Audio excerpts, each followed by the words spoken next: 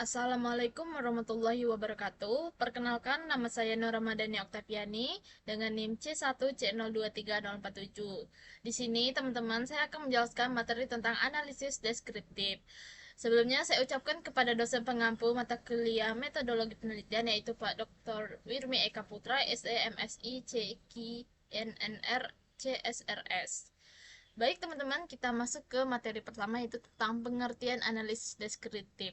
Jadi, merupakan suatu metode analisis statistik yang bertujuan untuk memberikan deskriptif atau gambaran mengenai subjek penelitian berdasarkan data variabel yang diperoleh dari kelompok subjek tertentu. Analisis deskriptif ini dapat ditampilkan dalam bentuk tabel, distribusi, frekuensi, tabel histogram, nilai mean, nilai standar deviasi, dan lainnya. Nah, analisis deskriptif adalah merupakan bentuk analisis data penelitian untuk menguji generalisasi hasil penelitian berdasarkan suatu sampel. Hasil analisisnya adalah apakah hipotesis penelitian dapat digeneralisasikan atau tidak. Nah, tujuan analisis deskriptif ini yaitu dalam penelitian adalah untuk memberikan gambaran jelas dan ringkas mengenai karakteristik suatu kelompok, fenomena, atau situasi. Melalui analisis ini, penelitian berupaya untuk mendeskripsikan apa yang diamati, bukan untuk menjelaskan mengapa hal tersebut terjadi atau memprediksikan kejadian di masa depan. Ciri-ciri analisis deskriptif terbagi menjadi 4. Yang pertama itu tujuan utamanya adalah untuk menggambarkan atau memaparkan suatu fenomena, situasi, atau kelompok tertentu secara sistematis dan akurat. Yang kedua, data yang digunakan seringkali berupa data kuantitatif seperti frekuensi, presentasi, mean, median, dan standar deviasi yang disajikan dalam bentuk tabel, grafik, atau diagram untuk memudahkan pemahaman. Yang ketiga, analisis ini bersifat non-inferensial, yang berarti kesimpulan yang ditarik hanya berlaku untuk sampel atau populasi yang diteliti dan tidak digeneralisasikan ke populasi yang lebih luas. Yang keempat, analisis deskriptif ini menekankan pada akurasi dan objektivitas dalam penyajian data, menghindari interpretasi subjektif yang berlebihan. Manfaat analisis deskriptif terbagi menjadi dua. Yang pertama itu memberikan gambaran informasi apa saja yang bisa diperoleh dari suatu kumpulan data yang digunakan dalam analisis.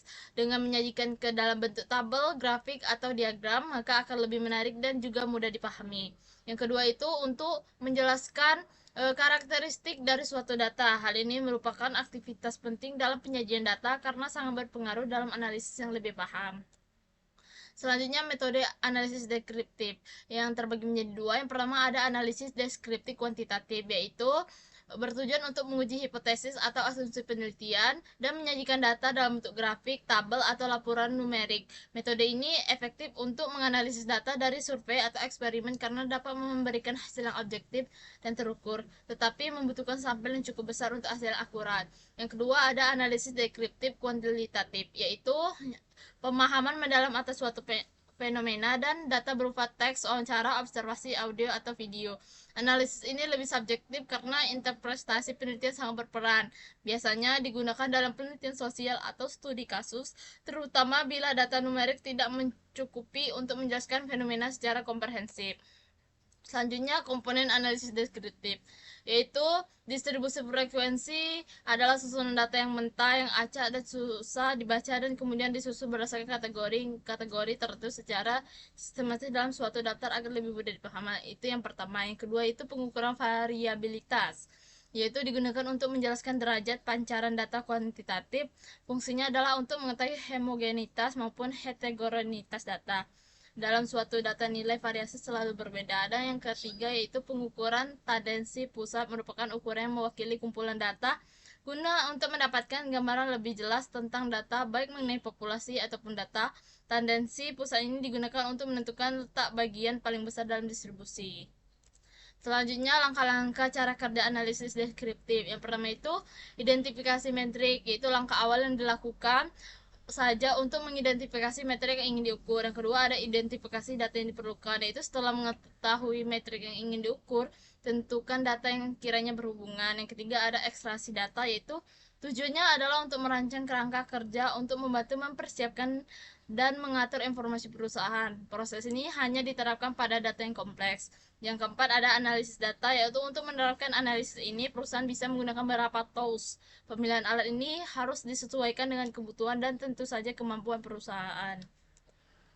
Selanjutnya teknik-teknik analisis deskriptif yang terbagi menjadi dua. Yang pertama ada statistik deskriptif, yaitu digunakan untuk menghitung dan menggambarkan ukuran pemusatan data seperti median, modus, dan statistik deskriptif ini juga dapat digunakan untuk menghitung ukuran penyebaran data seperti rage, deviasi standar, dan variasi.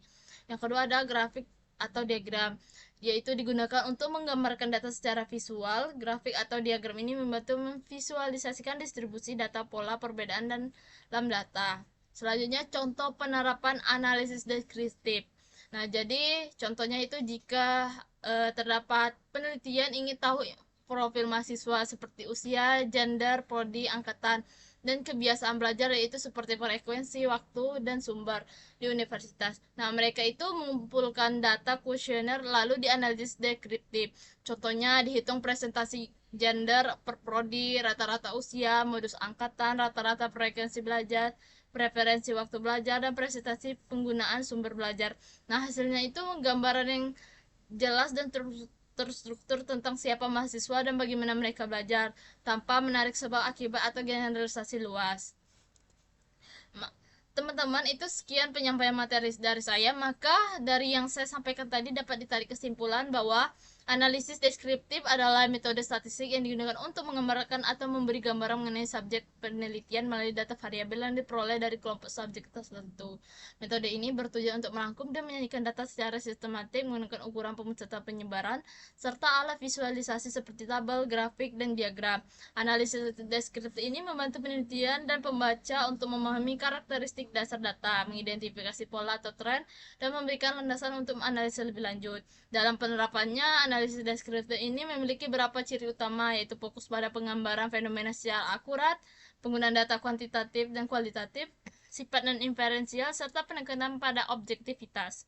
Metode analisis deskriptif ini dapat dibedakan menjadi kuantitatif dan kualitatif, di mana kuantitatif menekan kepada pengukuran pengujian hipotesis melalui data angka dan statistik, sedangkan kualitatif ini lebih fokus pada pemahaman mendalam tentang permasalahan dan konteks penelitian.